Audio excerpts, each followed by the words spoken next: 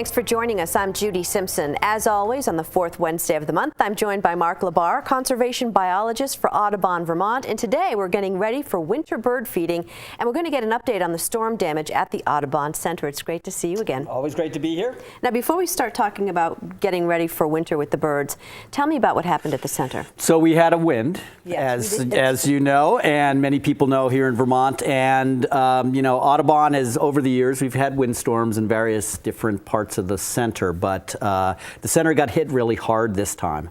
The wind happened to be in the right direction, so we had blowdowns. This is in our sugar house field. You can see our kiosk there, but a lot of these big pines came down. They seemed to just topple on each other. Right. It sounded like you had something Dominoes. similar at your house. This is one of our trails, and what's interesting about this is you can see the crown is opened up there too. So Right. again, a lot of big pines, but there's some stuff that'll come back up through this. But we had to get through all of this stuff. Almost 100% of our trails were closed. Really? Just because there was at least one down tree or hanging tree that we had to deal with. So. It was a good storm. Yeah, and so the center was actually damaged as well. Yeah, you know, we have our offices and some structures out there. So during the summer we have our summer camp and our clubhouse. So that had a couple of things fall on it, some cedars that came down that we were able to get those off pretty quickly and move them down and clear things out. But probably the biggest thing was we had a big old locust fall down right on the roof of our offices there, and we had a little bit of damage to the roof, more damage to the porch there on the corner, but we had to get a whole crew in to actually remove this with cranes and all sorts of stuff. So fortunately we were able to get most of it off. It wasn't too much damage that we had rain or anything coming into the office, but still a striking thing to see when you're walking up there. Now, you had a lot of help too trying to clear the trails because you had acres of damage. We did, and the help came really quick. The first crew was from Shelburne Farms. They came out a couple days right after the event, complete with chainsaws and tractor and a winch to pull things out of the way. So they got a lot of those big logs. I mean, I ran the saw, but some of that stuff I just can't deal with. It's just too big for me. So they tackled a big bunch of stuff, and then a week later, we were fortunate to have the VYCC, Vermont Youth Conservation Corps, which lives, they don't live, but work just up the road there in Richmond. So they brought another crew out and worked the whole upper trail system for us. So both Shelburne Farms and the VYCC, you know, great thanks to them all for helping us out. There's still a lot of work that needs to happen, but a lot of that we should be able to do ourselves. And you're doing some fundraising for that. We are. You know, it's one of those things, especially dropping it on the house. You know, we had a lot of help, but there's still time and energy that needs to go in. So folks interested in getting updates on where we are with the storm recovery and wanting to maybe throw in a contribution can access that through our website here at www.vtaudubon.org. Yeah, and for folks who want to maybe drop a check in the mail, we'll have a mailing address at the end of the program for them as well. Right, that'd be great. Anything to help. All right. Terrific. On to bird feeding. It's Yes, that time of year. It is that time of year, and I was reminded of that as I stood on the porch and looked at my favorite post that held the bird feeder that I probably stared at the most outside of my window. So my office is on the bottom floor of the Audubon Center there, and as I looked out, I had a feeder, and this is what my feeder station looked like. Oh boy.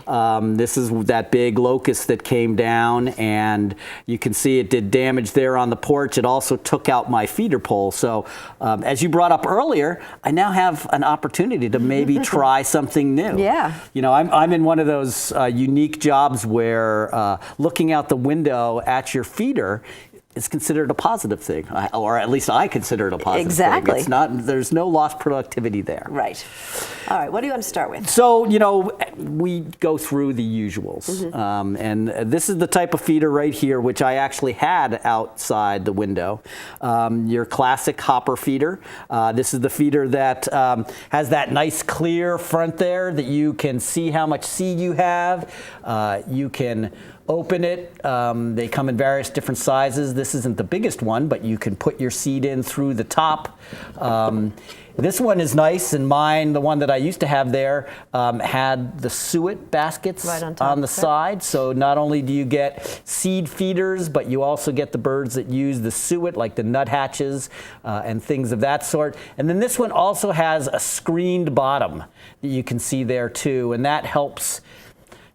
Keep moisture out. Yeah, because there's nothing worse, especially on these feeders, than clumping bird seed that gets really wet that can be also dangerous to the birds. And speaking of that, when you start feeding this season, it's important to clean your feeders before you fill them. Yeah, so we recommend that you wash all your feeders down with a 4-to-1, 1 part bleach to 4 parts water. Give them a good soaking and cleaning. We recommend that you do that at the end of the season. And we'll do that periodically throughout the winter as well. People that have their feeders up for, say, most of the year, they might also continue to do that. You just want to keep those feeders clean and not give any bacteria a real chance to get started. Birds to get sick. That. Yes. So a great, basic feeder.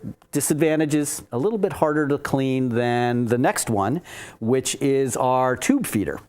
And this is kind of the classic tube feeder.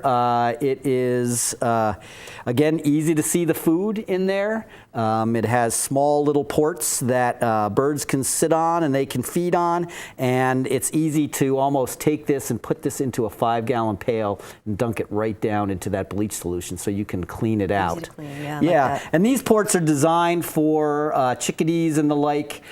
Some of the other tube feeders, as we've talked about in the past, have real narrow slits. Which would be for a different kind of seed. Yeah, the Niger seed, which would fall out, and that's goldfinches and siskins. These perches, which are short, also prevent things like jays and some of the birds that will gobble things down very quickly. Right. They can't stand on those, so it's a little bit more difficult for them to access the feed. And again, these come in various sizes. Right. Really big to really small. When you go out there, you want to kind of estimate when you're buying a feeder how much seed your birds go through. You want to keep that seed as fresh as you can, and so if you have a lot of use, get a big feeder. If you don't, get a little bit of a smaller feeder. Or you'll be going out a lot. Or you'll be going out a lot, right? And then, of course, there's kind of, I guess we could call it boutique feeders. For those of you that are anglers that might like to have a fish hanging from a tree. Hanging from a tree that's a feeder. You can see this has a little door that opens up here, and this one looks like it wouldn't hold kind of cheaper seed that has a lot of millet and things like that in it. Just fall out. Yeah, you'd have to have, and certainly not Niger seed. So this would probably be something for black oil sunflower seed or striped sunflower seeds, or heck, packet full of suet. Yeah, there you go. And you'd have a big old fish suet, feeder out there. But, there's a lot of these feeders. Again, this one isn't too bad as far as cleaning. It's all metal. Yeah. Might lose a little bit of its color, getting dipped in bleach a lot. But, for those of you that want to kind of vary what you're looking out at your window, there are all those options. This one is another classic, and this provides, again, the opportunity for a lot of different birds to come to your feeders. So your cardinals and your jays, if you want those. It's a platform feeder, so birds can hop right up on that and feed it. So can squirrels. This is one that you got to be prepared for everybody to kind of get in on the act here. Again, this feeder has this screening to keep the moisture down. And I would recommend to put this either under a roof or have some kind of dome on the top of it. Right. To keep water off. To keep the water off. And snow. Yeah, and the snow, because they will fill up with snow, and then it gets really messy. So, those are our basic seed feeders. Chickadees, nuthatches, our woodpeckers. And when we start thinking about nuthatches and woodpeckers, we start thinking about our suet. Right. And, suet comes in all sorts of forms. We talked about the Classic brick. the classic brick, which fits into that feeder there on the side. It's a big block of fat, and oftentimes they have different seed mixes in it. So pretty cheap and inexpensive. You can pop it right in that side piece, and you'll get a whole bunch of different birds. Now, I was out there and I was at Guy's Farm and Yard, which, by the way, I forgot to mention, this is where we get all of our stuff every year. Guy's is great. Let us borrow some things. For letting us borrow, and they have a great selection at all their different stores of feeder stuff as well as seed. So I go to the one there in Williston. And yeah, I always like to see what's new. Well, I do too, and the staff there are really helpful. So I was in, and they pointed out this Suet Feeder, which is kind of interesting. Because we're used to the brick of suet, and this one, if you'll hold that up, these are suet balls, and the balls actually fit into the ring, and actually allow a lot more birds to access that suet. So you fill up this spring with a whole bunch of suet, and hopefully you don't have to worry about refilling it all the time. There you go. So I thought that was kind of cool.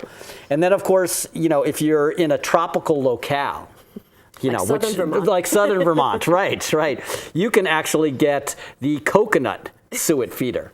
So they've actually cut the front of the coconut off and filled it with suet.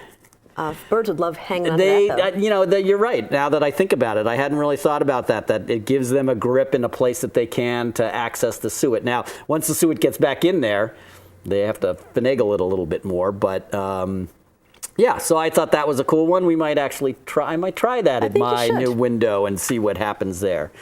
And then, we talk a little bit about suet, and if you want to go kind of au naturel, this is what's called tree icing.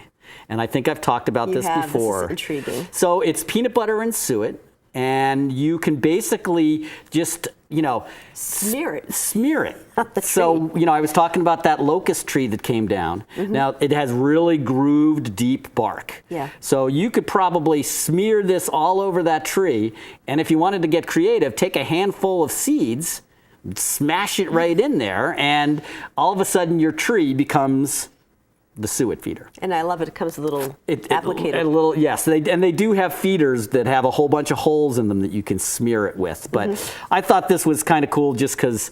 Fun for kids. Yeah, go out and smear the tree, Johnny, and all of that kind of stuff. Yeah, exactly. And again, if you're a person that doesn't necessarily want to look at a feeder all day, this is an option for bringing the birds in a more natural way. There you go. Now you have a slinky here. I do. I know. I love that. And this will start us off into the age-old. How do I keep the squirrels off? Squirrels off. This is a squirrel slinky. Oh, okay. And this actually you put on the pole. Your pole to your bird feeder would go up, and as the squirrels climb on it, the slinky actually goes up and down and drops them right onto the ground. So, and in the summertime, if you don't use it, you can just walk this right down the stairs like I used to do as a kid. There you go. So I thought that was a cool thing for those folks that do put their feeders out on a pole. Right. Just another option. Just another option. We always talk about bigger things that, can go out and around. And this is just a simple thing that might just deter those squirrels this year. We had a couple other things. I've got when we talk about squirrels, we got the classic Squirrelproof feeder. Yes, and this one made out of metal. Sometimes we run into problems with squirrel feeders like this that may have a metal grate, but then are plastic.